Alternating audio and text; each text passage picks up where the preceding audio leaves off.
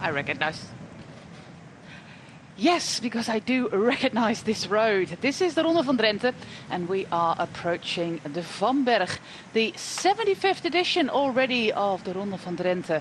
And what a challenging weekend it has been for the organisers. On Friday, we had the women's race, which was cancelled due to snow. On Saturday morning, the Cyclo Sportief was cancelled due to snow. And yesterday afternoon, the women's World Tour race was amended. The cobbled sectors were deleted from the course. We had 4 times up the Vanberg instead of a nice little route around the province. And also this race, the men's race, was amended, has changed from 191.9 kilometers to 130. We have started in Emmen, which is the most eastern part of the course. There we started with the almost infamous Muur van Emmen, which is just like the Vanberg, a rubbish tip, but 4 meters higher actually than the Vanberg.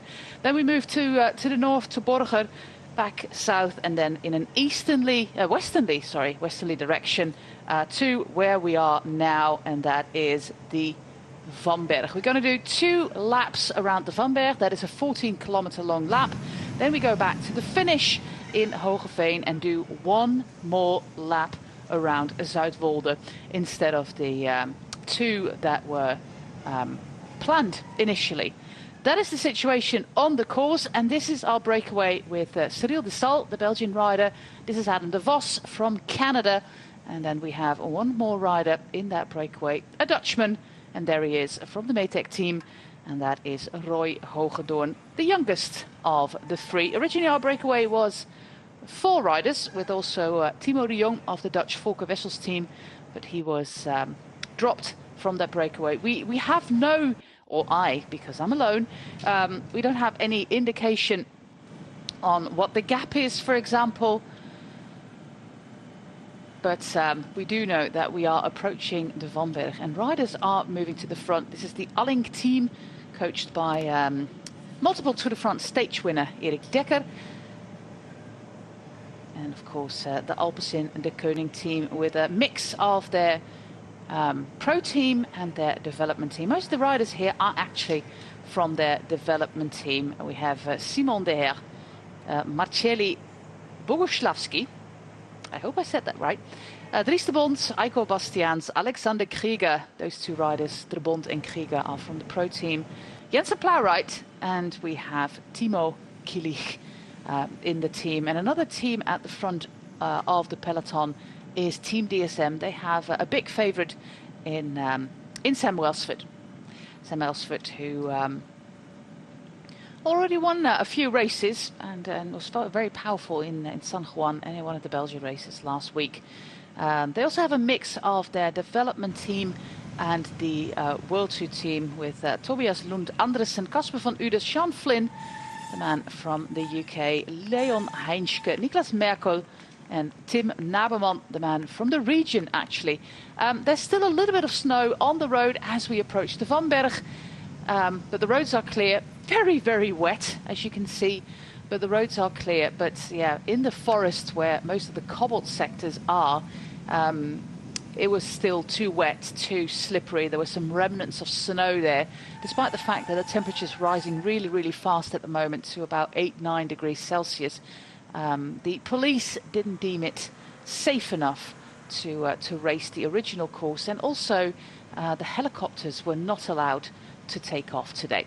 Well, this is one of the 3 sides of the Vanberg, and we will return here in September for the European road races, elite men and women, under 23 men and women, and junior men and women around this course on the Vanberg. And well, you probably know a little bit about the history of this this climb, this 44-meter high climb in the most of all flat part of the Netherlands. We're in the northeast right now, but this was a rubbish tip, and they transformed it into a bike park, and it's actually really, really cool on a sunny day. You have climbs from 3 sides. This is the first climb leading up to the cobbled sector, which is the steepest, 14%. and then we have a small descent after that, and we're going to do it again. We're turning left here. You can also go right.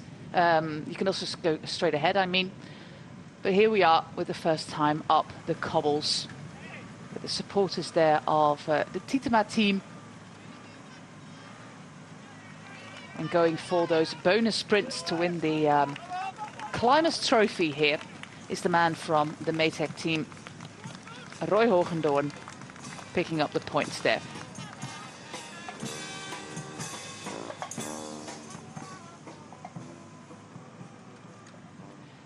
This was the first of 2 laps. Originally, we were planning on doing 4 laps. So that was reduced down to 2, and also one of the local laps around the Finnish town was cancelled. So all in all, about 60 kilometers of racing less. We do have a very interesting field here with some very strong sprinters. I think I already mentioned the strongest of them all. Well, my big favourite actually, Sam Welsford. But we also have Gerben Thijssen, who won only last weekend in that sprint that was, well, is still kind of contested by Caleb Ewan. But in the end, Gerben Thijssen was awarded the winner. A little bit of cyclocross skill there from the rider from Maytag, and I would not be surprised if that was actually Thibaut Del Grosso. I'm pretty sure it was Thibaut Del Grosso. He's a man from the region. He actually is from this part of the world, and silver medal winner in Hogerheide, just behind Sven Nijssen. Well, that was a proper cyclocross skill by Thibaut. His brother Bodie is not racing. His team is, but he's not racing here. He's still training on Mallorca. There he is, Thibaut. Small and mighty. Race is on the road for Maytag. And I'm still curious to see where he ends up when it comes to cyclocross, because if you finish in 2nd place at the World Championships under 23, well, there's a bright future ahead. So there might be a bigger team lining up for him.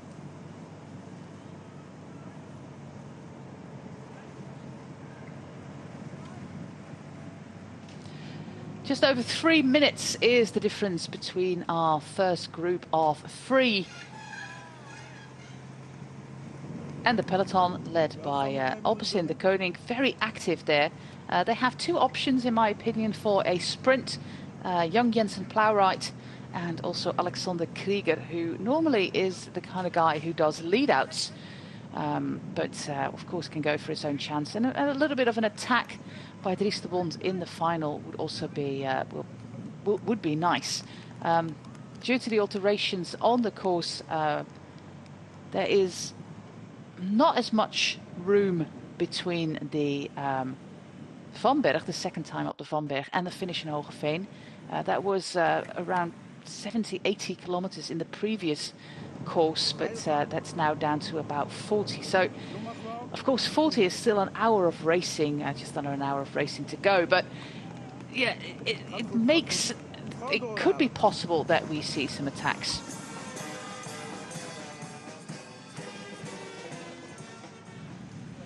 Nice little bit of music there on top of the Vanberg. Yeah, just like I said before, we don't have helicopter images, meaning that we sometimes have a little bit of a bumpy ride from the motorbike. But yeah, we will have to make do. Glad that we do have a race after all the skirmishes the organisers went through. And the organiser of this race is actually an 82-year-old woman. Her name is Femi van Issem, and her father founded this race in 1960, Albert Achterhes, which is also the official name of the course, Albert Achterhes Profronde van Drenthe. And she promised her father on his deathbed, which was, I don't remember, just a couple of days before or a couple of days after the Ronde van Drenthe itself, that she would continue to organise the race as long as she physically was able to. And up until this day, because he died somewhere mid-90s, she's still doing that. Despite her age, she's still organising the Ronde van Drenthe. Weather conditions today, Pretty sure these are recorded images from yesterday's women's race, but maybe the helicopters were cleared in the end. I have not had any information about that, but I do think these are recorded images from yesterday.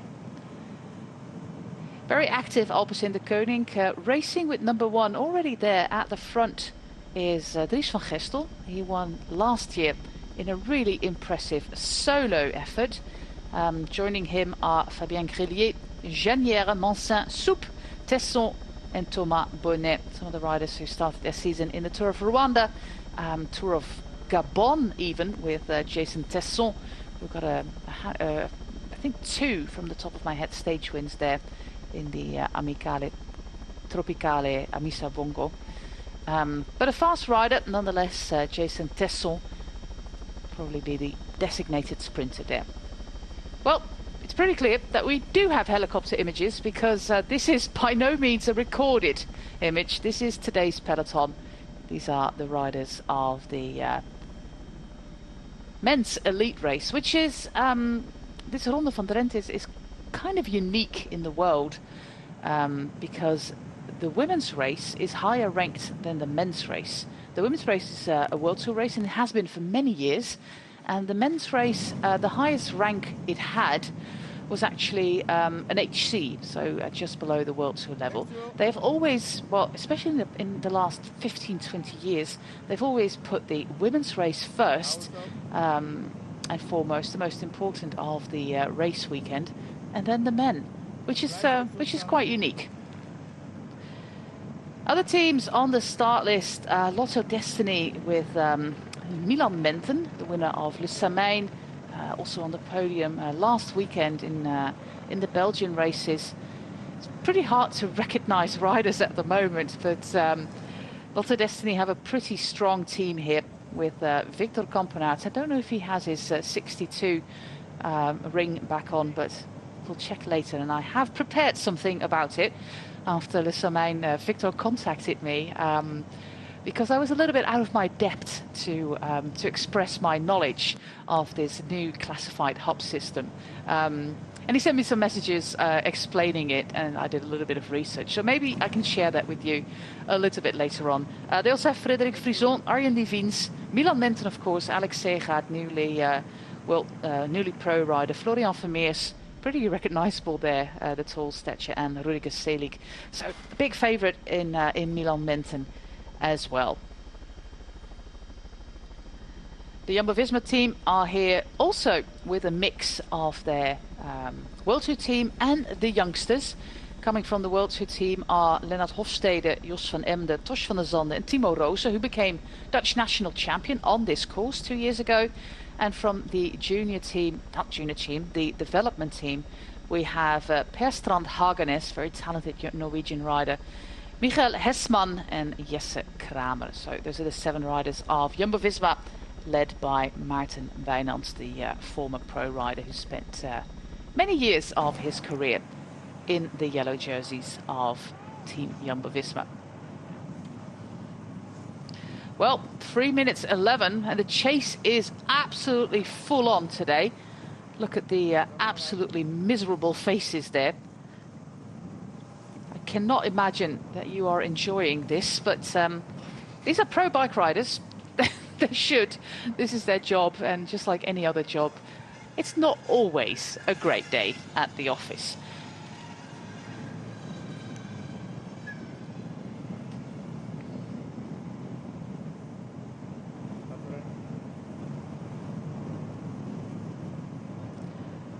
Really working hard at the front of the peloton now is Frison. And you can see that riders are trying to get back after that climb of the Vanberg. And this is a great moment to cause a little bit of damage. And that is exactly what some of the bigger teams are doing. And of course forcing the other teams like Achterhes Samsic with Hofstetter, with Mozzato as two, and Biermans as strong and fast riders, trying to force them to react. So this is a pretty smart move there from Lotto Destiny, DSM and Jumbo-Visma. Back to our leaders there with Cyril Dessal, from a trainee with the team 2 years ago. He signed a pro contract, and he finds himself in quite a lot of breakaways. That is really his thing.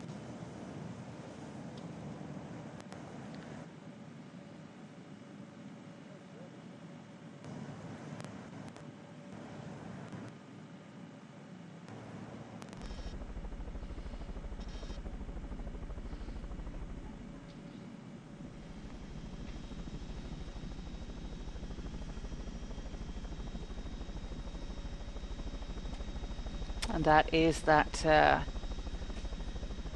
incinerator for the rubbish called Achterhes.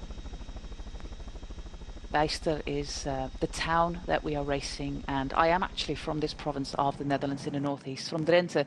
And yeah, it was very well known when I was younger that you took all your rubbish to Bijster. And yeah, some of my stuff is also in the Vanberg that the guys are racing today. Great race yesterday, very active race, just 94 kilometers for the women. Of course, you can look, you can watch that back on all our digital platforms, GCN Plus, the Eurosport Player, and the Discovery Plus. So, yep, there's no bike racing on tomorrow and Tuesday. So always a good time to look to watch back some great women's racing. And we did have a fantastic race, despite the crashes, sadly. The Bond chasing now. We have some, I guess, Samsic getting to the front now as well. And then back to our leaders.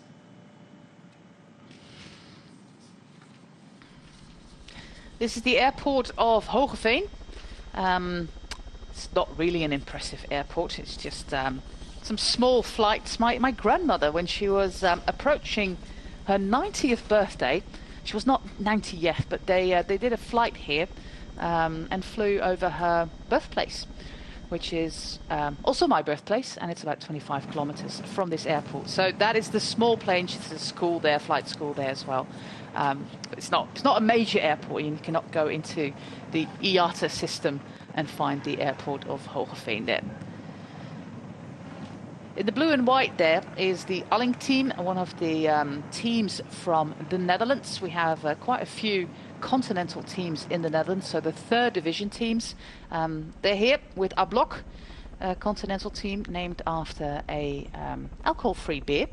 We have the Alink continental team, that is the blue, light blue and white. The Beat Cycling Club in the greenish jerseys. Metex Solavat, that is dark blue. We have one of their riders in the breakaway. Volker Wessels, that is also blue to make life even easier for us. And the new kid on the block, and you might have heard from them, the Tour de Titema Unibet cycling team. It all started with three guys, Josse Devin and Bas, who were doing challenges actually in the Tour de France, riding a bike up Mont Ventoux, just your ordinary city bike, and doing all sorts of weird stuff. And I don't know if it actually started with a challenge, but in the end they had the idea to start a professional cycling team, and that's exactly what they did. One British rider on the roster with Harry Tenfield. Also Joran Bloem, who was 5th last year, is on the team. Thomas Kopecky, Abraham Stockman, Wouter Toussaint and Jentel van der Velde. Those are the 6 riders for the Unibet cycling team, who have quite a few riders who fell ill, so some last minute replacements, and only 6 instead of 7 riders. And also the name giver of the team, Bas Tietema, is ill, so we wish him well.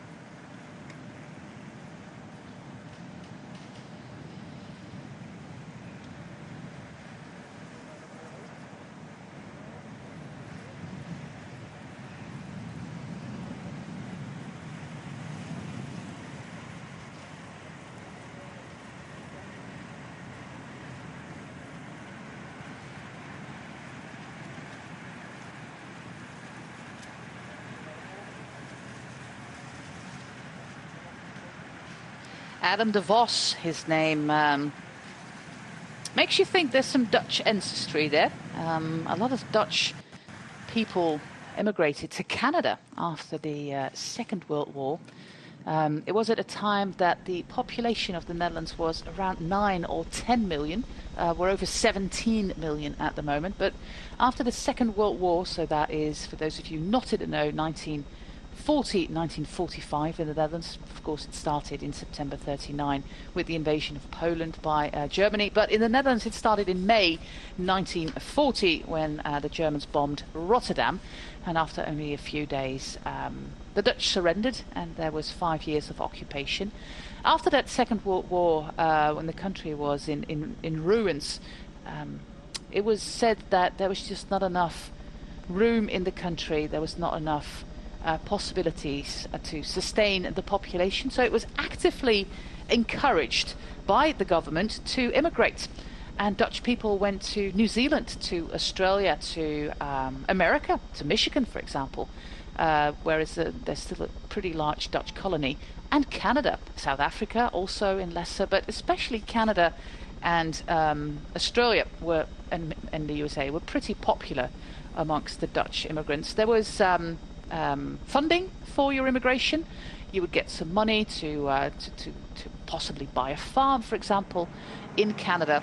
So there's still a lot of these Dutch names in places like Canada, the US, or Australia. Those were actually the main countries where these families moved to.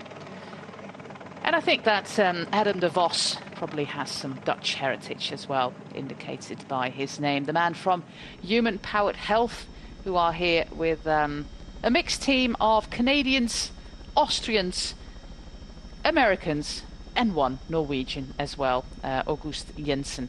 The other riders, Stephen Bessett, Charles-Etienne Gritien, that is a bit of a tongue twister, Sebastian Schoenberger, Adam de Vos, August Jensen, Colin Joyce, and Gage Hecht.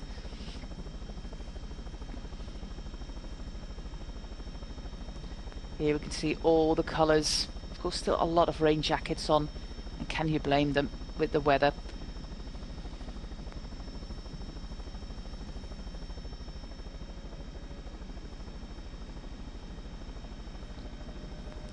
Intermarché Circus Wanty, of course, have a fantastic sprint ace in the team with Gerben Thijssen. Mats Mikkels, the man from Estonia, also very fast, but of course Gerben Thijssen will be the man they will be looking out for. This is the Metec Solava team. It's a team that's been around for a while. Roy Gooijendoorn is a 21-year-old who is new to the team. But yeah, they've been around for over 10 years right now.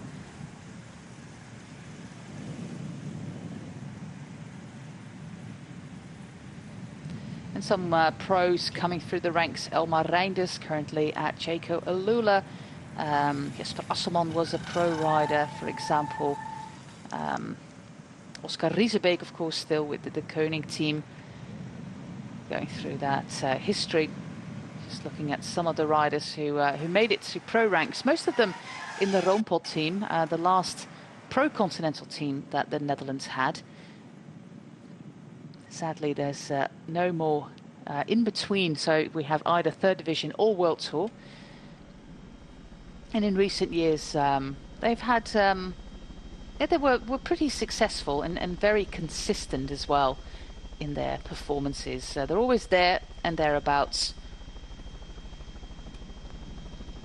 Lars van den Berg was part of the team, currently with Groupama FDG. Danny van der Tuuk, currently with Equipo Kern Pharma, if I'm correct. David Dekker, of course, the sprinter of Arkea Samsic.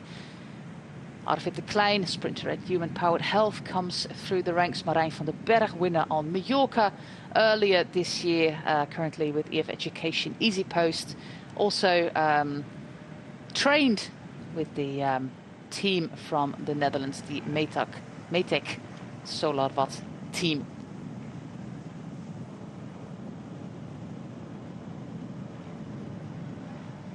And the biggest talent at the moment, I think, is Thibaut Grosso. But they always have quite a few big talents coming through the ranks there. An all-Dutch team this year. They've had riders from Belgium as well in the past, but this year all 16 riders are Dutch. The youngest being 18 and the oldest 28.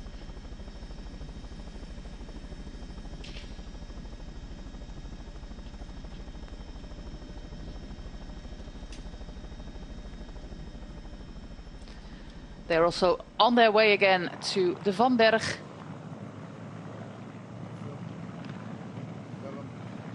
Nicely tucked together there in that peloton. Dries van Gestel in the middle there for the Team Total Energie, last year's winner. Going through the race history, first race was in 1960, but it became a pro race at the end of the last century. Previous winners last year, Dries van Gestel, the year before, when it was the last race of the European road season due to the COVID pandemic. Rune Herregods had his first professional win here. Pim Lichthart won it in 2019. František Sisser, Jan-Willem van Schip currently racing on the track. Jesper Asselmans, Edward Teuns won the race. Kenny de Haas, Alexander Wetterhal from Sweden. And the record holder is actually Kenny van Hummel, who won it twice. He won it once by himself, and the second time because the man who actually won it was suspended. The winner of 2008 is actually Koen Vermeldvoort. And Koen Vermeldvoort is still racing in this peloton with the Volker Wessels team. And he's 34 at the moment. Won the Ster van Zwolle, which was the first race on the Dutch calendar for the men. And he's actually still going pretty strong. So he won it all the way back in 2008 when he was part of the Rabobank Continental team. He never really made that big step up to the pro ranks. But he has a nice job now with a clothing manufacturer, Callas, the Czech brand. And he's a part-time cyclist as well.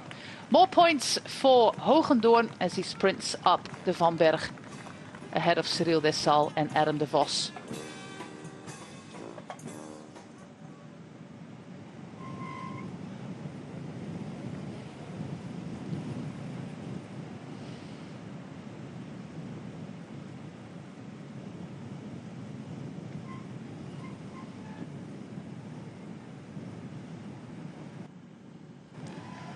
Rider here in last place of the Beat Cycling Club, a team from the Netherlands, and like the word says, like the name says, it's actually a club. You become a club member, you can have clothing, you support the teams, and they also run a semi-professional team. They have wanted to make that step up now for years, but yeah, in the current climate it's becoming more and more difficult to secure funding, but it would be absolutely fantastic if we did have a second category team in the Netherlands. The peloton also climbing the Van Berg as they do the second time around. Some farmer protest there on the side of the road. The flags, the Dutch flag, normally it's red, white and blue, but they are overturned in most of the country at the moment. Actually, when I go out on my rides, it's really difficult to find a flag that's actually in the right way. And that has to do with the distress signal from maritime history, where, turning your flag upside down was a distress signal, and farmers are now doing it because of the nitrogen crisis we have here. They feel that their way of living, their farms are under threat. So there's a lot of overturned flags at the moment in the Netherlands, including here on the Van Berg, including some tractors for extra effect.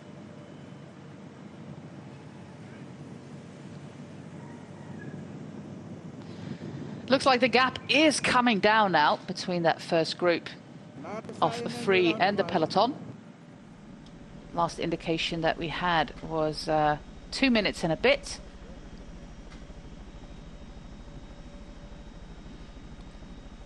Maybe I should have timed it.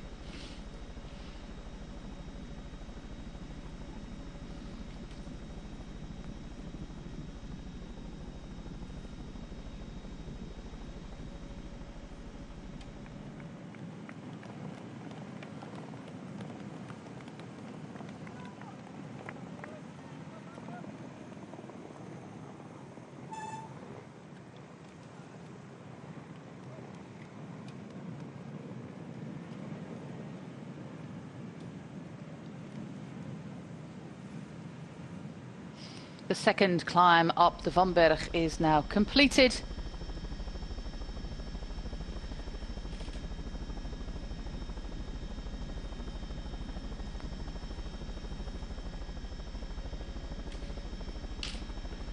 And that means that we are making our way to Hoogeveen, which is about 10 kilometers from here.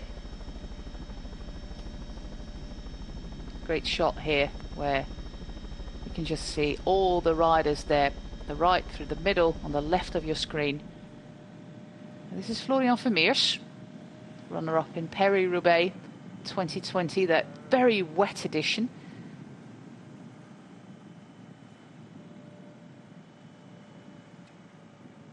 No time for bottles there.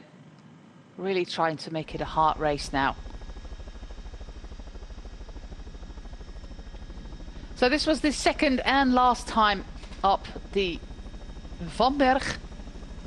It's not really a Mont Ventoux, but as you can see from the mountain biker there on your screen, there's a lot of mountain bike trails as well. You can actually see them there. We had the European Cyclocross Championships here on the Vomberg with Lucinda Brandt and Lars van der Haar.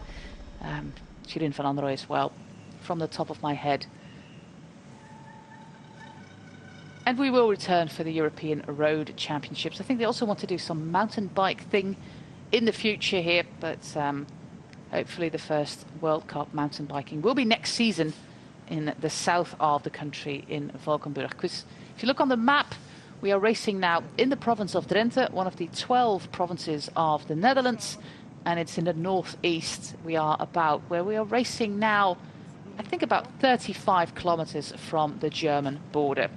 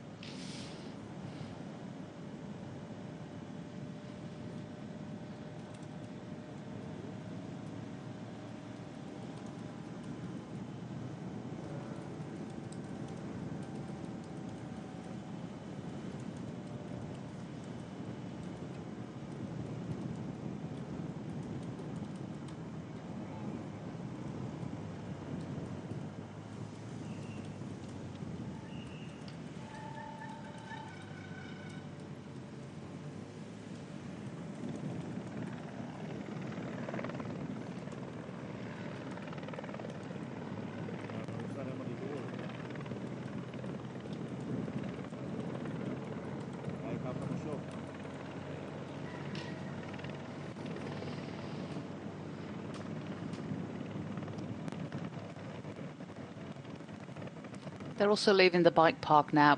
We already know that our breakaway of 3 has done so, with Cyril Dessal, Roy Hoogendoorn and Adam de Vos.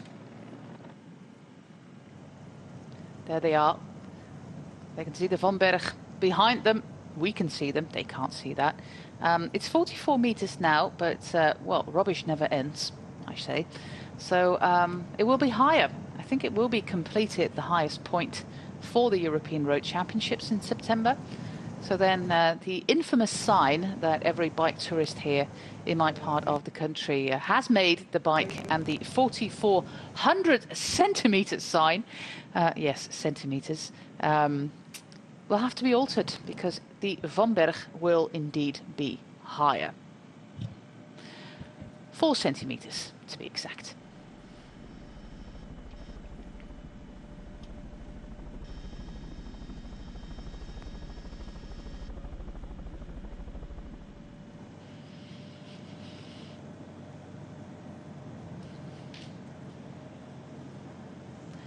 Adam de Vos for the Human Powered Health Team, a man from Canada, 29 years of age, former national champion as well, and has been with this team actually from the start of his career when it was still rally cycling. Also in orange, a different name, and this is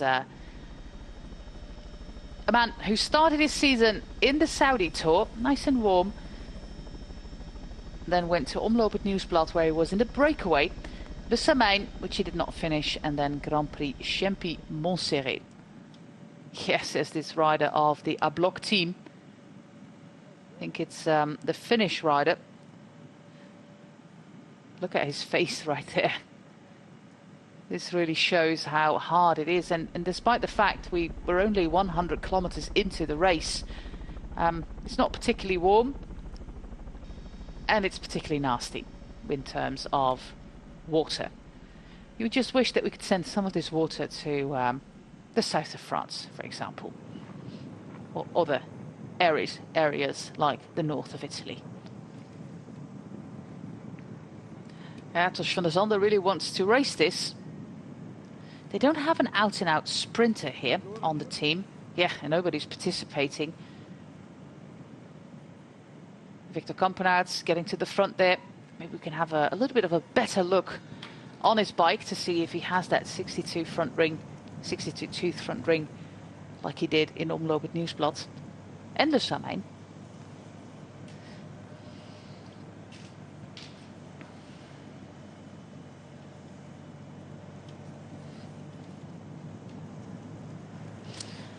Yesterday we had the women's Ronde van Drenthe, and the winner, I'm not going to tell you who that was because maybe you want to see it back. That winner gave her prize money to the Amy Peters Foundation, a former winner of the Ronde van Drenthe for women. And it was also the first race where Amy was back. We haven't seen images of her. She's of course recovering from a very bad crash, which was 15 months ago. But this was actually the first race she attended with her former team, with SD Works.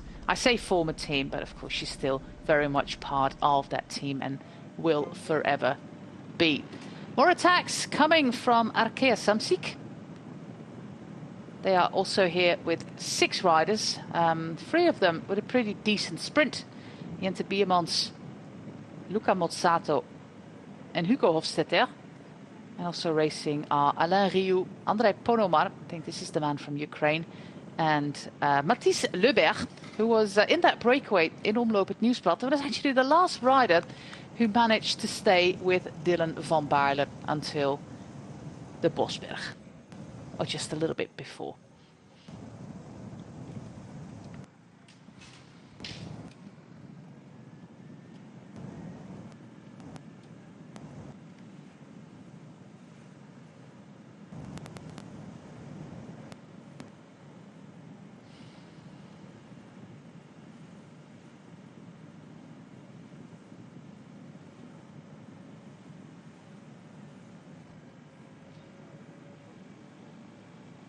Back to the airport with some recorded images.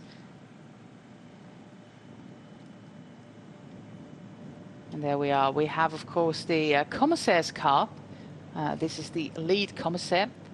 Behind them is the neutral service.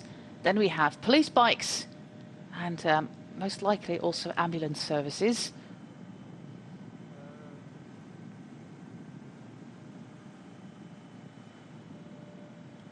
So no team support in these one-day races. There's only one team car allowed, and they're all behind the peloton. So if these riders have a mechanical, they need to rely on the Shimano neutral service. And yes, they also provide service for SRAM and Campagnolo. Oh, horse on the run. Very much impressed there by the attacks going on in the peloton. As you can see, the bike path there. Not a particularly fantastic bike path this, but the network of bike paths in the province of Drenthe is second to none. And they even were awarded a UCI label of bike destination.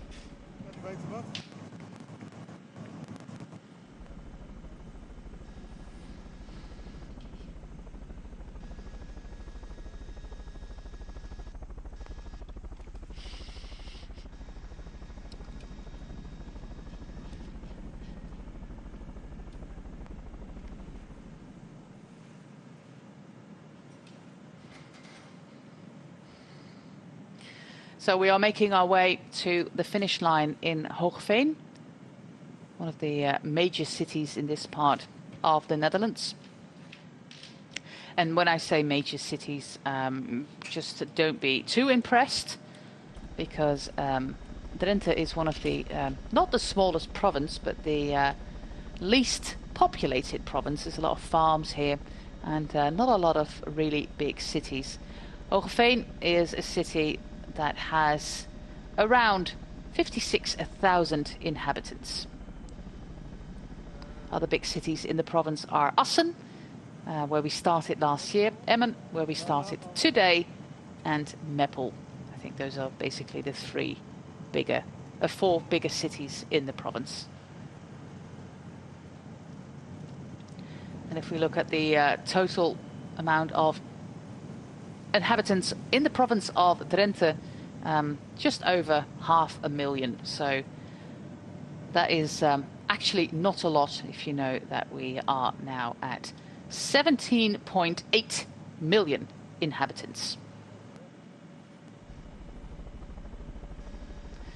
The population density here is 424 inhabitants per square kilometre, and in the province of Drenthe, to give you an indication, it's less than half that. So, great place to live, great place to grow up. Attacks are happening with Jumbo-Visma, Total Energy, Team DSM and Lotto Destiny. So the bigger teams are on the attack, as we finally have a little bit of an indication of the gap between our three leaders, with Roy Hoogendoorn in first, Cyril Dessal in second and Adam de Vos in third position. Just a minute at the moment for our three leaders, who basically attacked straight from the gun, originally with 4 and now down to just 3. But we can also already spot in the background the motorbikes that safeguard the peloton. More attacks. One of the riders of our block currently off the front of the peloton.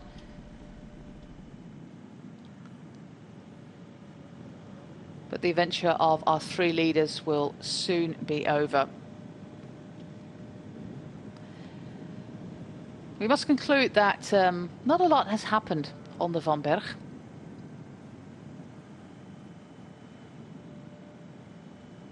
And that this race looks to be heading for a bunch sprint.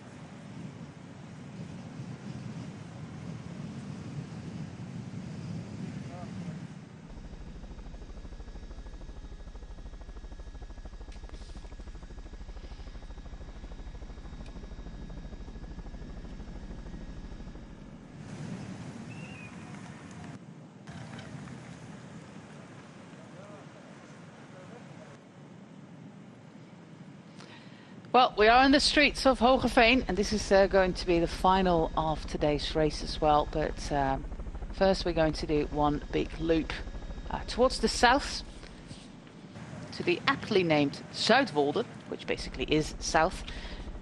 And that is a lap of just 30 kilometers. We were supposed to do it 2 times, but of course we reduced that now to just 1. This is the city centre of Hoogeveen. Like I said, 56,000 inhabitants in the town. When you look at the community, it's a little bit more. And the riders from the peloton also in the streets of Hoogeveen.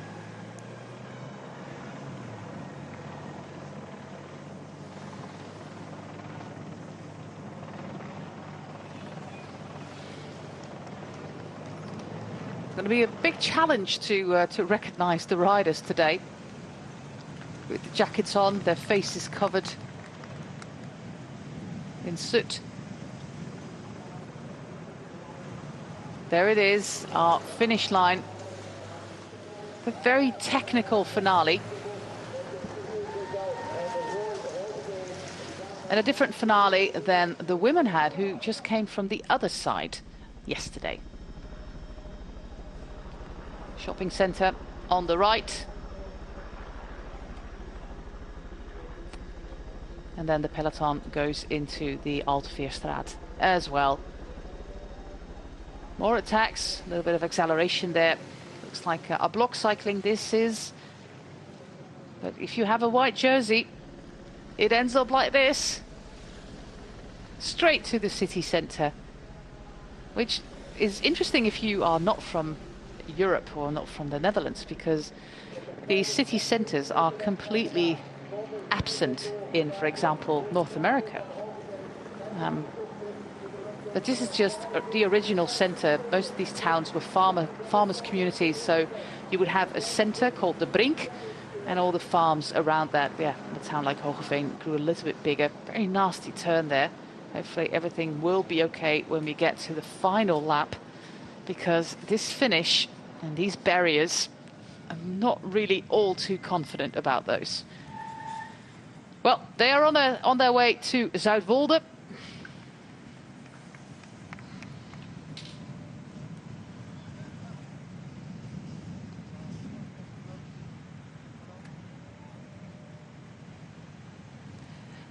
And passing a small foresty area called Little Switzerland.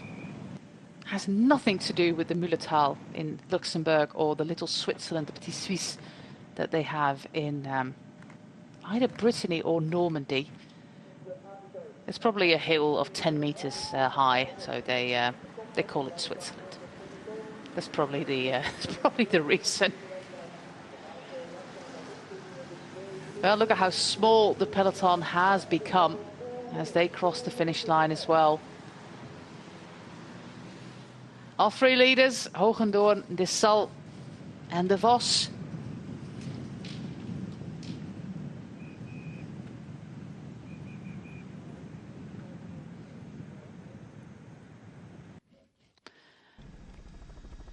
And more attacks from the peloton. And that will mean that that gap of our leaders will quickly go down. This looks like one of the riders of the Leopards TOGT Pro Cycling Team, with Danish riders, formerly the Rival Readiness Team. Danish riders here, one rider from Luxembourg and Tim Teutenberg, the German rider, on that team, with the colours of the old Leopard cycling team from the times of Andy and Frank Schleck, and of course Fabian Cancellara. Well, this is about the elevation that we deal with in the Netherlands. A little bit of a flyover here. This is as much elevation as we can handle here. But you must imagine that if you have a headwind in the Netherlands, or if I have a headwind, I don't know how it is with other people, but if I have a headwind, I push the same kind of watts that I do on a 5% climb. That's how the Dutch become so strong, racing against the wind. But today, hardly any wind at all. We have a wind from the south. That's why the temperatures are going up. This is Beat Cycling, by the way, another blue team. Meaning that we have a little bit of a headwind right now, about 17 kilometers an hour, but a tailwind going back into Hogeveen, and also a tailwind going into the finish straight.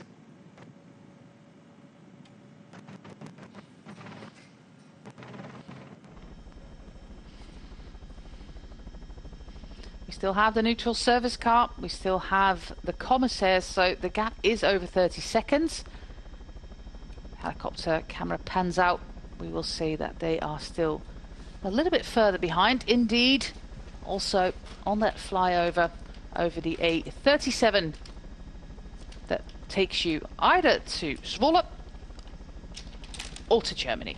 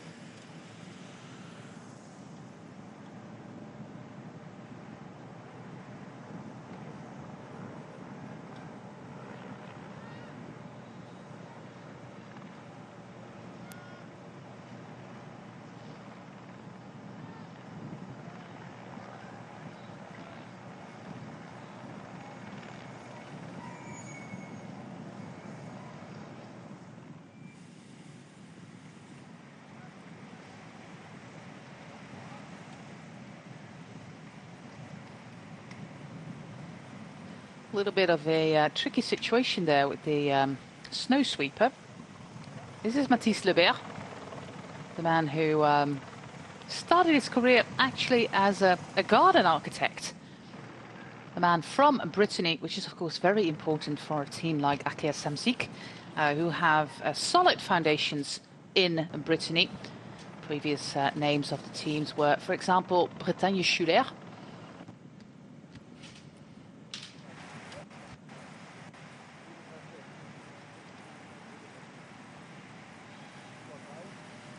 So having talent from their own part of France is very important. Julius Johansson taking off his jacket.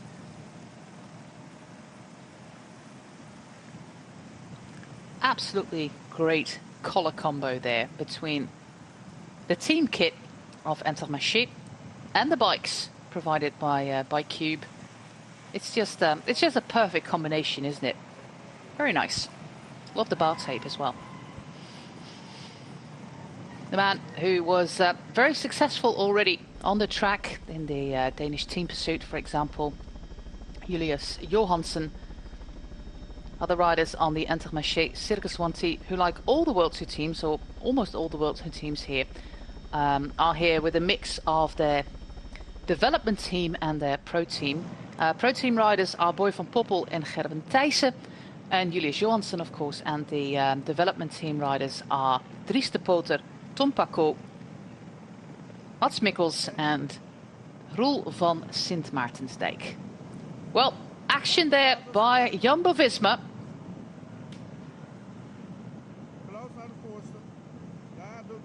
Yeah, they want to try and make this race a little bit harder because they just don't have the all-in-out sprinter there.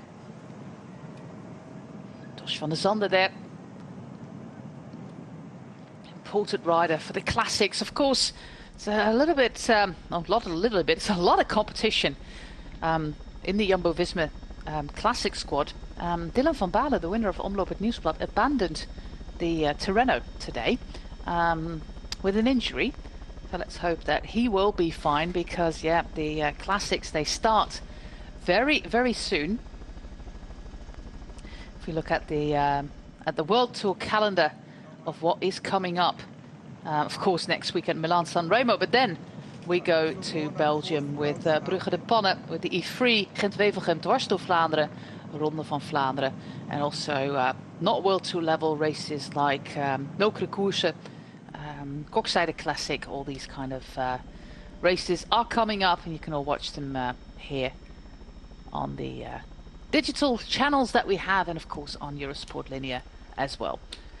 Well, the police are making their way to the front to make sure that they can close the next road off, because we're working with a rolling closure here, meaning that about, I would say, 5 to 10 minutes before the peloton is due, the police closes off the roads. And that's why the gaps between the leaders or the peloton and the stragglers cannot become too big, because it would mean that they have to close the roads off for way too long. Cyril Dessal with a late attack. Of course, trying to avoid the inevitable. A 24-year-old from Roeselare, which is all the way down in the south of Belgium in province of West Flanders. He was a trainee with the team in 2021 and then joined them the year after. Already had a busy season in the Middle East, racing the Saudi Tour, Muscat Classic, and of course the Tour of Oman. So yeah, coming back to Europe with the Grand Prix Champy-Montserrat and this Ronde van Drenthe. A little bit of a shock to the system for the man from West Flanders, but he's doing well.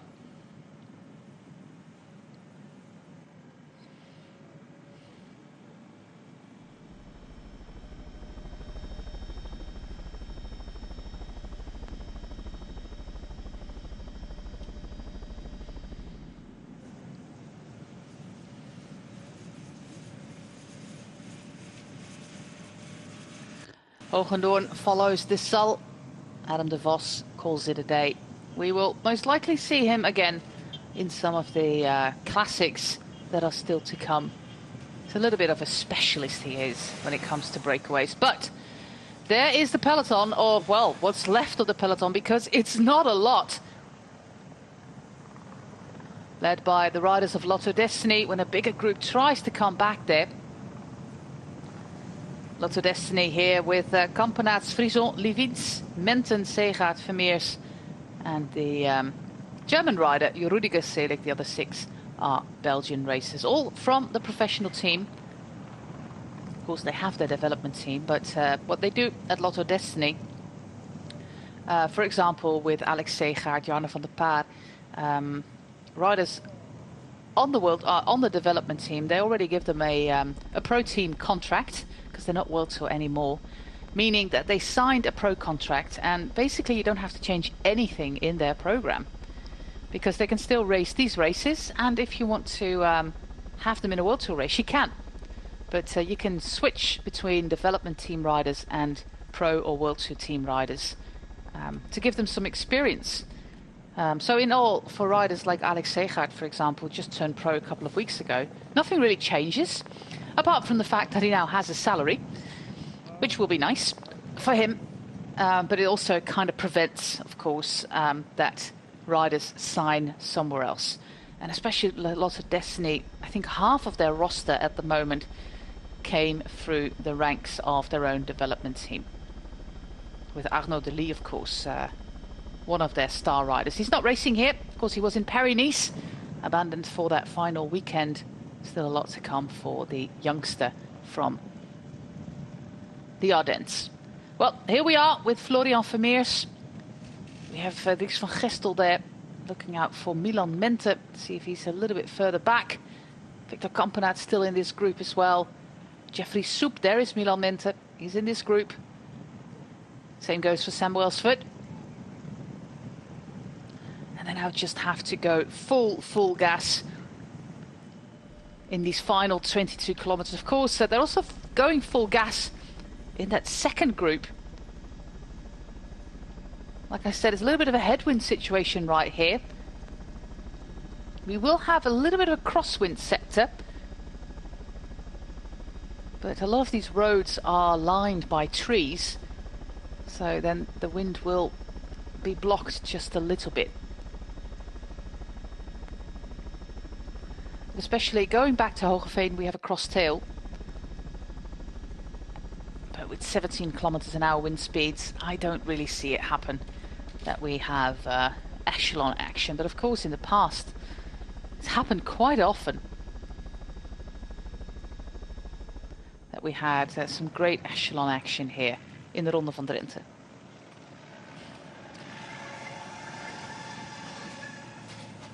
screeching disc brakes there.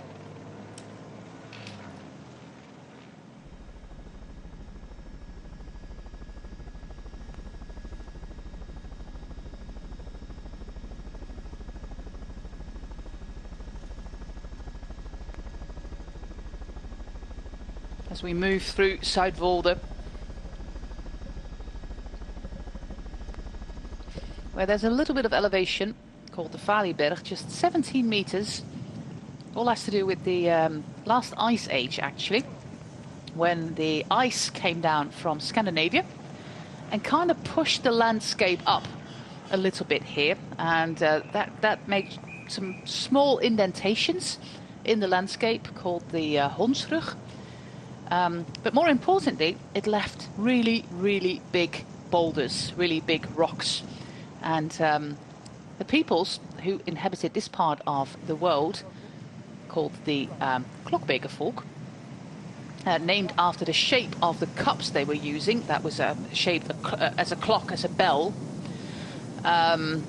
they built monuments with those boulders that came down from Scandinavia in the last ice age. And there were funeral monuments, actually, grave monuments, called hunebedden. We've got about 50, 55. Some of them with over 10 stones, and these rocks are pretty big. So that's why we have a little bit of indentation here, a little bit of altitude in some parts, not man-made like the Vanberg, but the rest of the country is really, really flat. It was also a very poor province, actually. Drenthe still is relatively poor province when you compare it to the west of the country.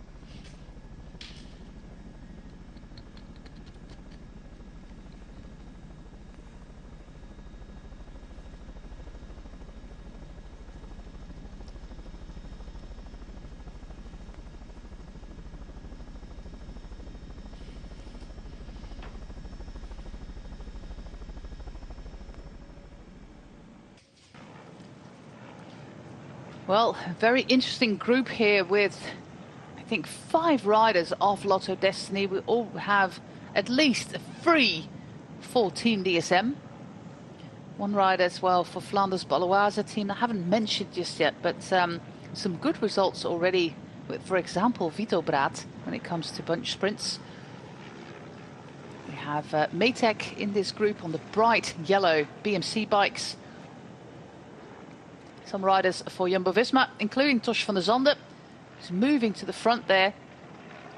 But so far, this is looking very good for Lotto Destiny, who have started the year in absolute flying form. Not only Arnaud de Lee, but also other riders stepping up their game, and that does something to the to a team, to the spirit of a team.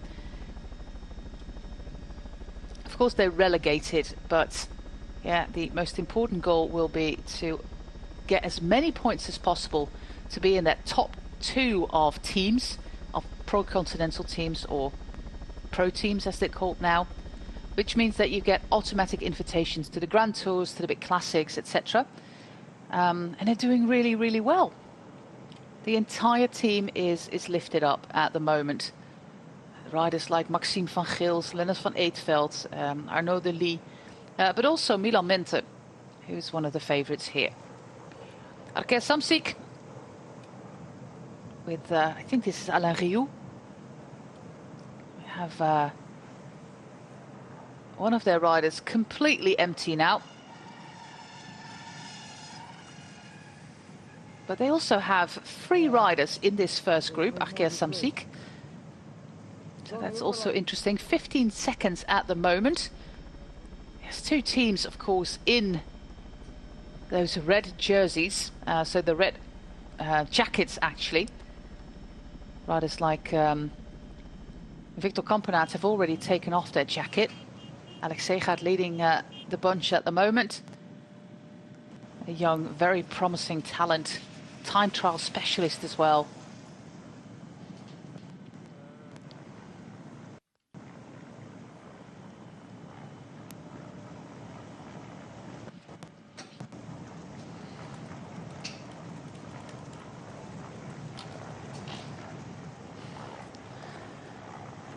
Two riders there for Total Energie with Jeffrey Soep and Dries van Gestel, the winner of last year. But so far, Lotto Destiny and Team DSM. And this is a little bit of action on action there. Look at the man on the little man there. Also with his flag turned upside down.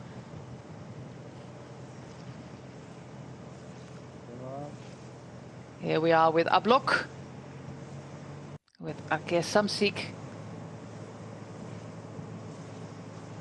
And that second group is now about to come back. Yeah, the one rider there for Ablok. It's really giving his all, but he's alone. Let's hope for him that there will be some riders coming back from his team. Of course, a smaller team from the Netherlands, Ablok cycling team.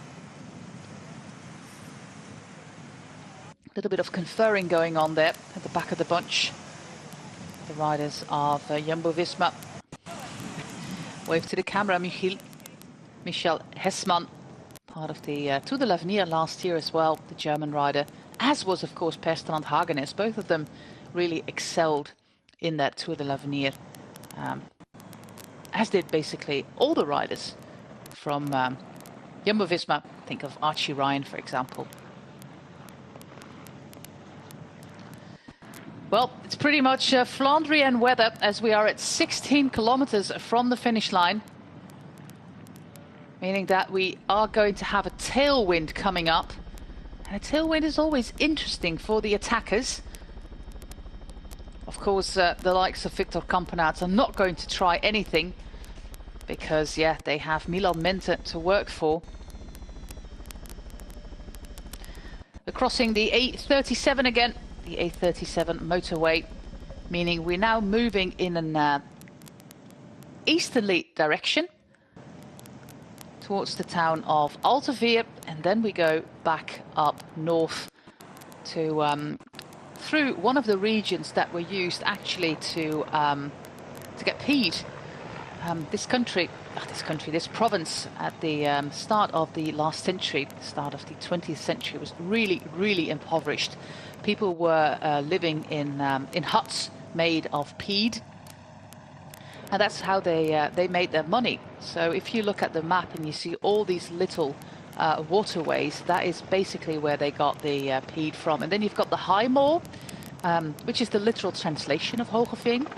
High moor, and then the lower moors when you go more towards the east of the province. And then you have the sand grounds as well, towards the north and alongside the border. But that's how the people actually made their money. Yeah, just when I said that Victor Kampenaerts was probably not going to put on a little attack, he is doing exactly that.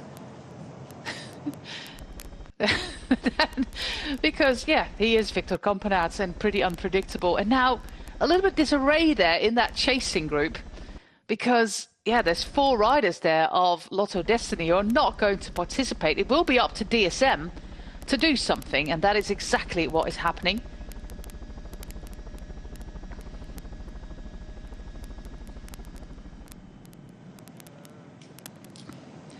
There he is with the brake levers all the way turned in. He's the king of aero. Of course, has been Belgian European time trial champion, former holder of the world hour record, and really, really likes innovation, and is very much interested in everything that comes with aerodynamics, Victor Kampenaerts. And he's just going to make the other teams work a little bit harder, while his teammate, Milan Mente, can just sit back and, well, I wouldn't say relax, but be a little bit more relaxed. So he made DSM work, and he made Jumbo-Visma work. And the next attack comes from Jumbo-Visma.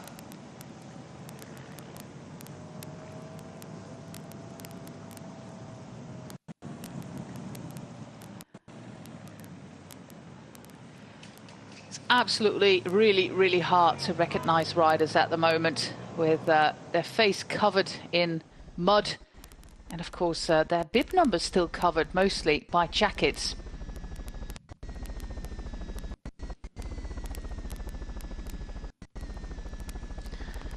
But they will make it a very hard race for these final 13 kilometers, that's for sure. And not just go towards the finish line. Vos is trying to give something. We have Florian Vermeers there as well. And of course, an attack like this could happen when the other riders, for example, Flanders Baloise, the two riders of Total Energie, yeah, they have to react now. We have riders of all the major teams out the front. One for DSM, one for Jumbo-Visma, one for Lotto Destiny, and one from Human Powered Health. And I think it's still Adam de Vos from the original breakaway, meaning that it's now up to Total Energie to do the work, and Jeffrey Soep is the man at the front of the bunch at the moment. Florian Vermeers going into that corner. Snow has melted away because the temperatures are going up really fast at the moment. From 2 degrees Celsius yesterday, we're going to about 14 tomorrow. So as you can see, the snow really doesn't stand a chance. The wind direction has changed overnight from a northerly wind to a wind from the south, bringing the warm air from the south, because, for example, in Paris-Nice, it's 25 degrees, I think, something like that. So a big, big difference from what we had here in March in the Netherlands. Sam Welsford there with number 57 on the wheel of Jeffrey Soep. Doesn't really have to work at all. His teammate is at the front here.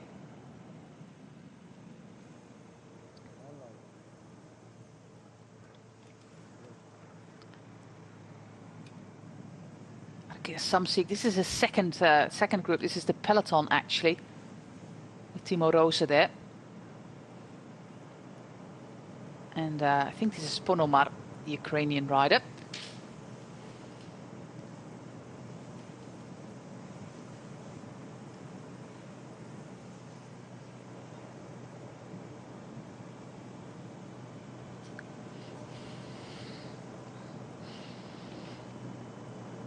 This is that peloton where Alpecin de Koning has most of their riders. It's not been a fantastic start to the season just yet for the newly crowned World Tour team. Just one win so far with Jasper Philipsen.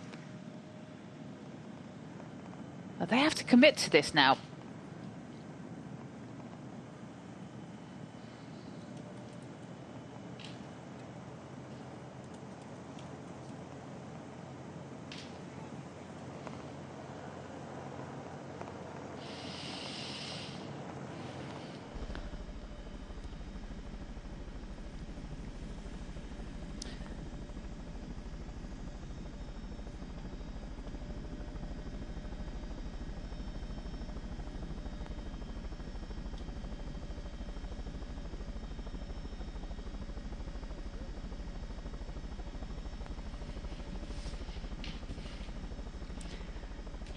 So our four leaders there, that first chasing group, not that far back, with two fast men, with Milan Mente and Sam Welsford. And the peloton is now further back because they're already protected by a neutral service car.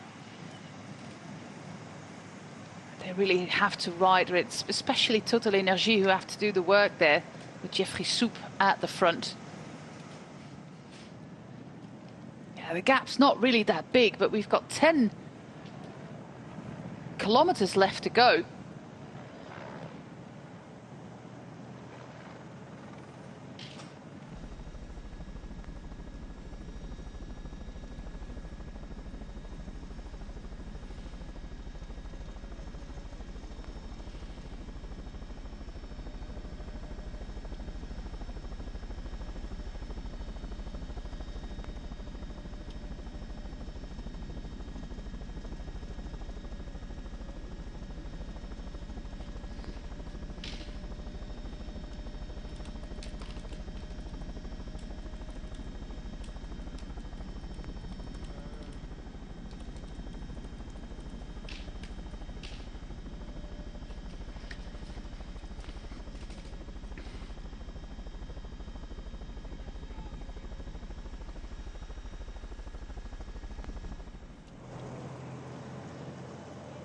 Well, the gap is getting bigger for these 4 riders at the front.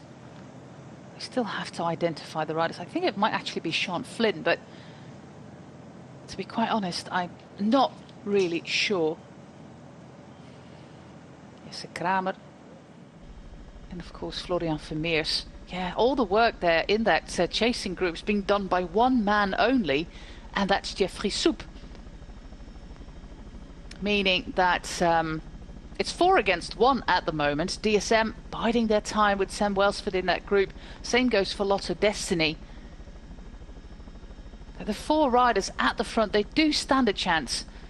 If it's still Adam de Vos, of course, he's given so much, and it would be an absolute miracle if he manages to continue this effort. He's not participating in the chase as well, but it's so hard to recognize anybody at the front right now due to the weather circumstances, wet lenses, jackets and dirty faces. But it's like second per second as we have a tailwind, which is of course great for our chasers, for our leading 4.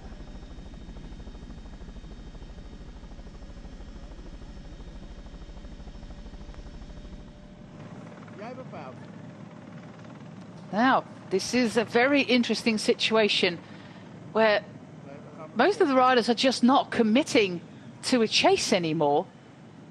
But are these 4 committing to each other? That is, of course, the question.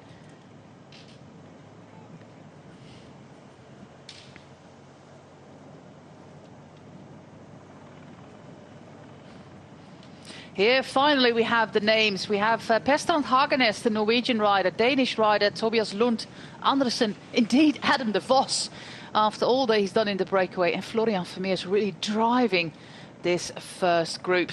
Adam de Vos, he sits in 4th wheel. Can you blame him after being in the races breakaway all day? And Jeffrey Soep all by himself. He has to do all the work, which is no easy feat. Tobias Lund Andersen, he is part of the World Tour team since this year, made the promotion, the man from Denmark. Per Strand Hagenes, he will be part of the Jumbo-Visma team, World Tour team next year. This is going to be his last year. He's only 19, Per Strand Hagenes. I saw him in the Tour de l'Avenir last year, where he was 2nd in the prologue. We also have Florian Vermeers in that first group. Did a lot of one-day races already this year. Of course, his spring season will be all about the Tour of Flanders and Paris-Roubaix, the race that he came 2nd in 2 years ago, the very wet and muddy edition, where he was, coming or staying actually at the front from the breakaway, just like Tom de Vriend did last year. These 4 riders, they are committing. It's a pretty young group. 24 is Florian Vermeers. 19 is Per Strand Hagenes. Tobias Lund Andersen is just 20. And then Adam de Vos, he's almost 30. But it's a remarkable effort there from the Canadian. Like I said, he started his season in the Saudi Tour. Did Omloop het Nieuwsblad, spent it in the breakaway as well. Le Samijn and Grote Prijs Champy-Montserrat. That was last Sunday. Human Powered Health.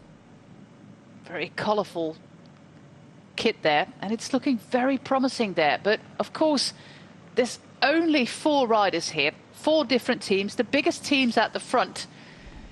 They really have to commit to the chase. This is the very famous little tunnel. The team cars, as you can see, cannot follow because it's too low. The team cars have a little bit of a deviation going under the tunnel. Again, under the A37, past the solar park there on the right side of the road. 5 kilometers, 14 seconds is the gap. And what are the other teams going to do? Of course, as Lotto Destiny, can you say, okay, we are fully confident in Florian Vermeers? As DSM, can you say, Tobias Lund Andersen, is that the man who is going to win this race today? Or should we bring it back for Sam Welsford? Per Strand Hagenes, what kind of sprint does he still have? Not to say anything about Adam de Vos after spending the day in that breakaway. This is the peloton, or well, second group actually getting back to the chasers. So we have the 4 on top of your screen. We have our chasing group, still led by Jeffrey Soep, and our 4 leaders. It's all within 30 seconds of each other, actually. Less than 5 kilometers of racing to go as we make our way back to Hogeveen. And remember, it's a pretty tricky final that I would rather see with these 4 riders only than a big bunch sprint of 60, 70 riders.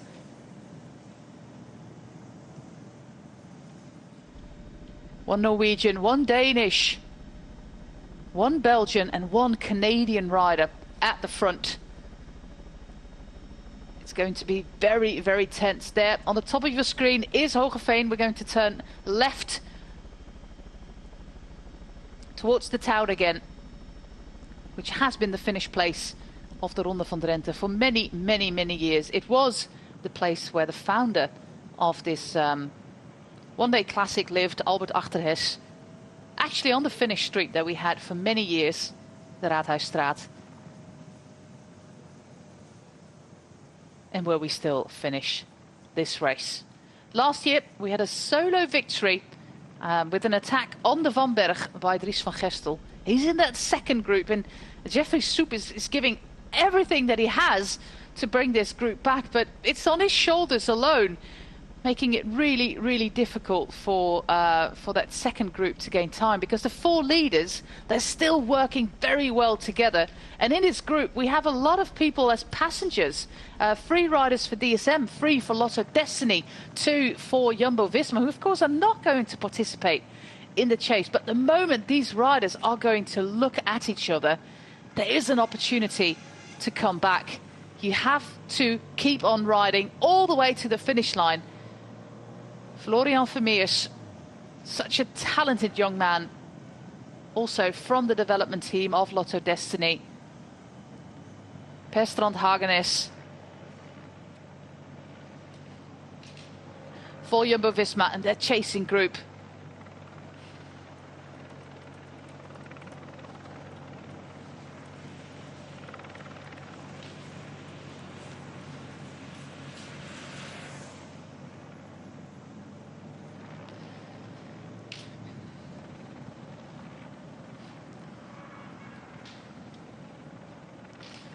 World champion of 2022, Per Strand Hagenes, the junior world champion. Who is going to attack? We can see that the 2 groups have now merged, but judging from the shape there, there's still no organization to really try and catch these riders. As we enter Hogeveen, there it is on the side of the road.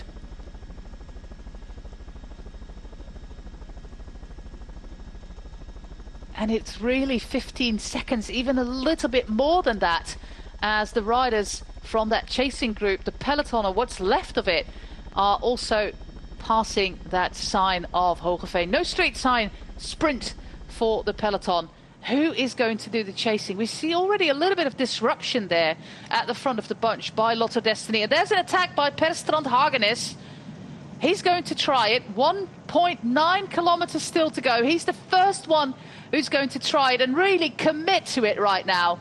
The youngest of the 4, Per Strand Hagenes, the world champion, winner of Paris Tours Espoir.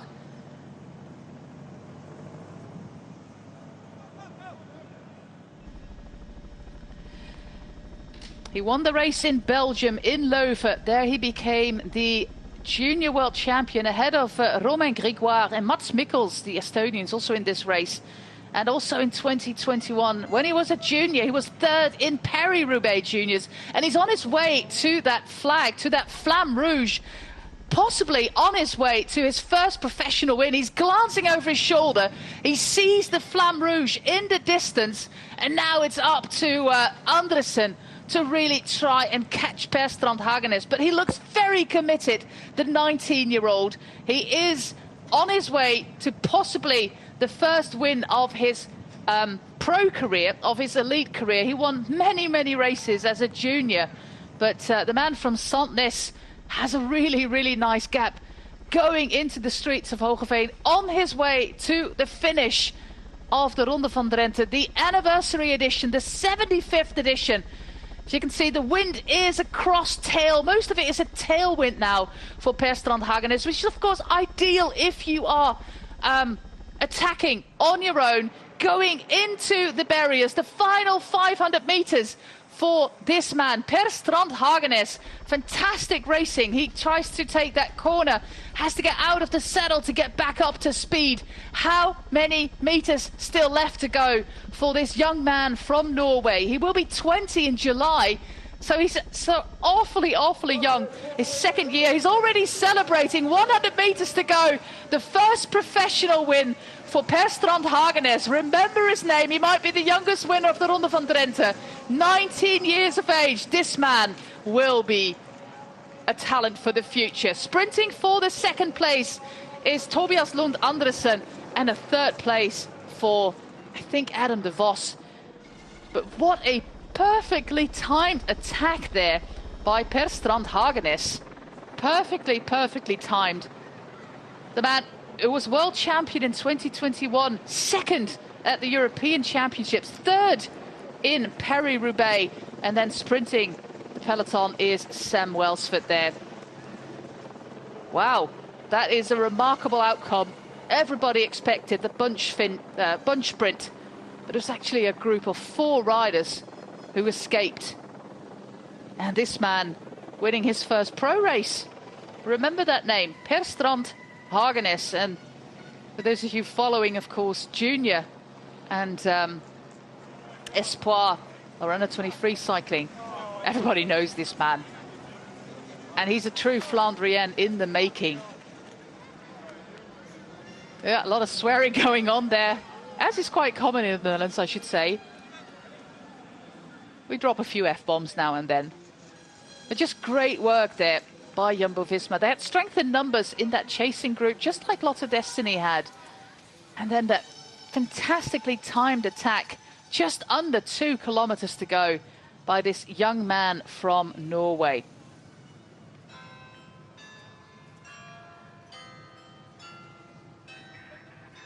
He's actually the 7th youngest rider in the race, Per Strand Hagenes. And he's the winner of this 75th edition of the Albert Achterhes Profronde van Drenthe. What an unexpected outcome, but what a fantastic winner. And great to see this talent for the future in action. His 4th race day of the season. He started in Kuurne, did the Ster van Zwolle, Champy-Montserrat, and now Ronde van Drenthe. A win for the man from Sandnes. A win for Per Strand Hagenes.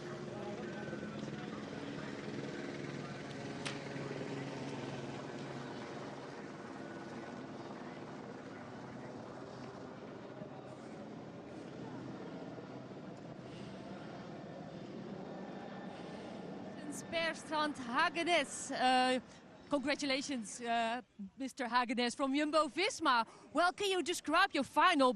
Because what was the moment you went away? Yeah, we had planned before to go in the crosswind section on the local lap, and then yeah, we went for it. Was a smaller group. Victor Kampenaerts attacked first, and then some attacks started, and yeah, I ended up in a group with 3 other guys, and then I knew, okay, the Lotto guy is really strong, so I had to attack in the final because I'm not a sprinter. So then, yeah, I knew with 2 Ks left, I just gonna go full gas and hope for the best. Yeah, when did you know it was for sure you're gonna win? With 500 meters left, because then I saw they were far back. When I look at your face, it was a hard race, eh? Yeah, it was really hard, and we didn't even know if it was gonna race today because there's snow in the morning. So it was really short and hard the whole day. So yeah, it was an interesting race. It was easy that there were 3 men in front, so you didn't have to race that hard during that part. Yeah, but still it was chaotic to get through all the corners because you never know if it's crosswind or not. So yeah, it was a hectic race. What does this win mean to you? It's great to get the win on this level. It's a lot of good riders there. So yeah, it's definitely a good win. Really happy with it. You're only 19 years old, huh? Yeah. What does it mean when you can do this on that age? Hopefully it means I can become really good when I get older. We will see. Yeah.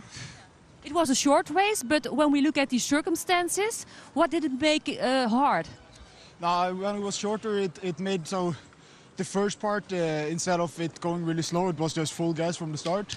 So maybe it was even harder for the sprint teams to control when it was that hard or that short.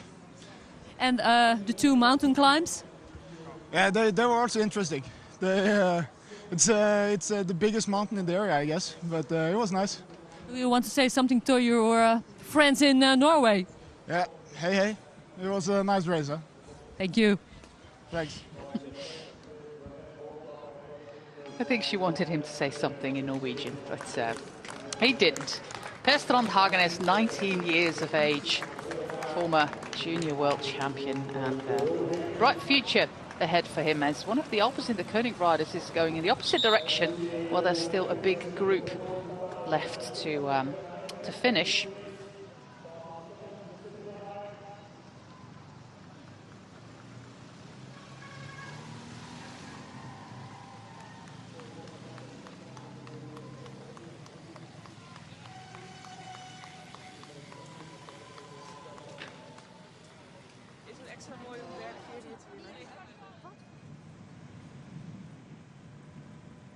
A little recap here on the Van Berg with Adam de Vos, Roy Hogendoorn and Cyril Dessal, the 3 riders of the breakaway. And Alpecin de Koning at the front.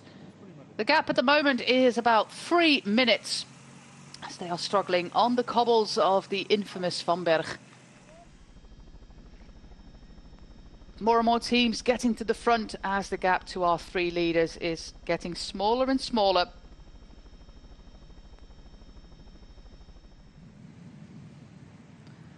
Really working hard, Adam de Vos, Cyril Dessal, Roy Hogendoorn, who picked up the points on the 2 sprints on the Van Berg, making sure that he's the king of the mountains. There it is, 44 meters, 4,400 centimeters is what we like to say in Drenthe.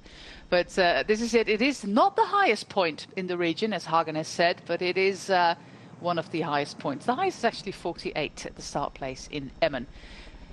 And at 25 kilometers to go, we had a little bit of a headwind going on with our 3 leaders and the peloton in pieces, actually.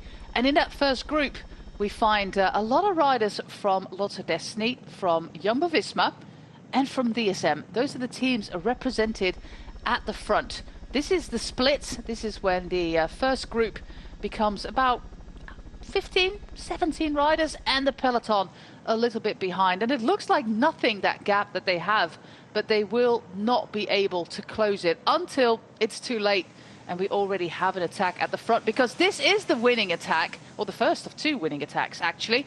13.9 kilometers per Strand Hagenes, and there's 3 riders who are bridging across.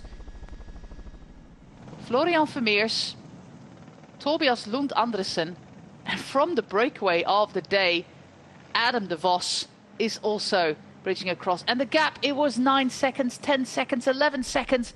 And then all of a sudden, well, it was pretty clear that in that chasing group, there was only 1 team doing all the work. 1 rider, Jeffrey Soep of Total Energie, because these 4 riders all had teammates in that chasing group, apart from Adam de Vos. So the DSM, Jumbo-Visma and Lotto Destiny riders, they were not going to do anything. And then that small gap of 10 seconds proved to be enough. And then, well, are we going to wait for a sprint of 4? Who is going to be the fastest of these 4? That is going to be the question until the youngest of them all, the 19-year-old in the colours of Jumbo-Visma, is the smartest of the 4 as well. And his name is Per Strand Hagenes. He's in the last wheel. shifts some gears, and there he goes. And they're looking at him. They're looking at Florian Vermeers. Yeah, you are going to close that gap. Adam de Vos tries, Andersen tries. But you can see the commitment on the face already there of Per Strand Hagenes. This is somebody who really goes for it. In his last year as a junior, he was world champion. He was second of the European champions, third in Paris-Roubaix. Jumbo-Visma signed him quite early on, actually, and will make him pro rider next year in 2024. But his first pro win was already today. Lund Andersen, he sprints to second place. And then it looks like Adam de Vos from the breakaway into another breakaway actually picks up a third place. A remarkable outcome for Adam de Vos, and a great win for this man.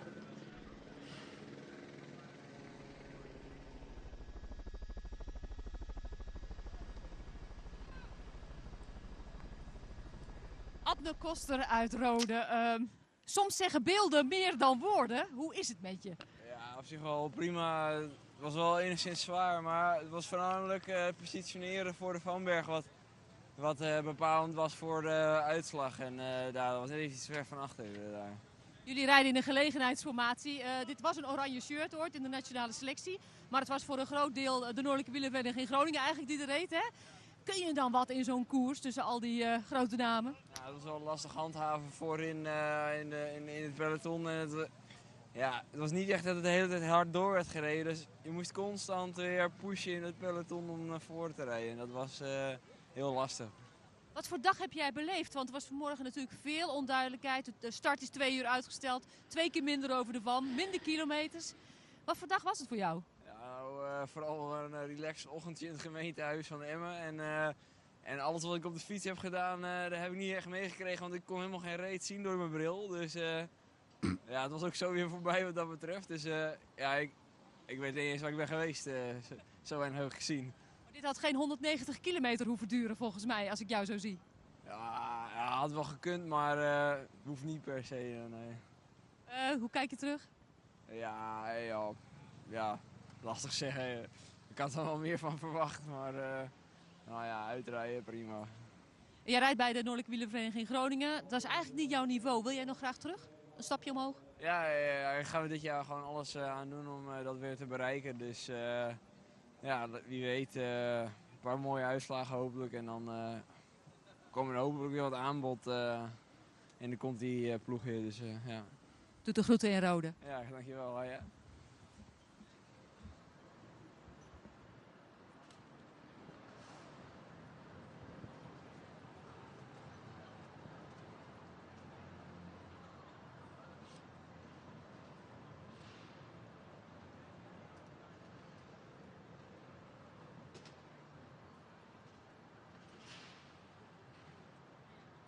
And here we are with the top 10. Per Strand Hagenes wins ahead of Lund Tobias Andersen, Adam de Vos, Florian Vermeers, Sam Welsford, Milan Mente, Jente Biermans, Gerben Thijssen, Casper van Uden and Vito Braat. That is the top 10 of the 75th edition of the Ronde van Drenthe. His first pro win, Per Strand Hagenes.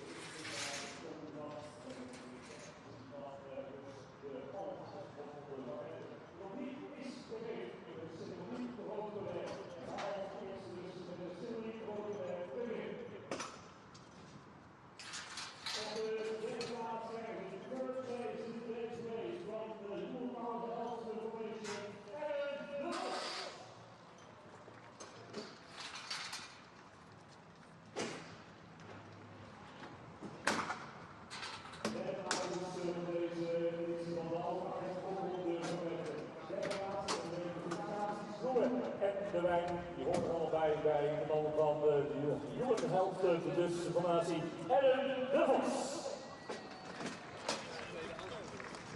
In tweede plaats, in second place, van team DSM, Tobias Lund Andersen. Tweede plaats is voor de man van team DSM, Tobias Lund Andersen. Krijgt daar ook de prijs overhandigd. Die horen bij een keurige tweede plaats. En dan de man zometeen op het hoogste treden van het erepodium. In first place, the winner of today's race, from team Jumbo-Visma, Achterhes. De Noorse vicus van team Jumbo-Visma Achterhes, de winnaar van deze 6e editie van de Albert Achterhes Profronde van Drenthe. Dat betekent dus voor de winnaar uiteraard de felicitaties. De winnaar die ontvangt zometeen bovendien de mooie trui van de provincie Drenthe. Die krijgt dan overhandigd uit handen van Tabby van Issen, de voorzitter van deze jubilerende uitgave van de Albert Achterhes Profronde van Drenthe. All the prizes in front of you guys are for you. So the vacuum cleaner, the coffee machine, the TV, also for the 3 riders on the podium. En voor de winnaar bovendien de trui van de provincie Drenthe. De mooie fietsprovincie waar we de afgelopen dagen te gast waren met de profronde van Drenthe. En vandaag dus de Albert Achterhes ronde van Drenthe. Dus die trui gaat daar om de schouders van Achterhes van team Jumbo-Visma. Er staat zometeen mooi op te lezen de provincie Drenthe. Dan gaan we eens kijken of er nog een sticker is van team Jumbo-Visma. Die er nog keurig op te pakken. Dan wordt het plaatje helemaal compleet.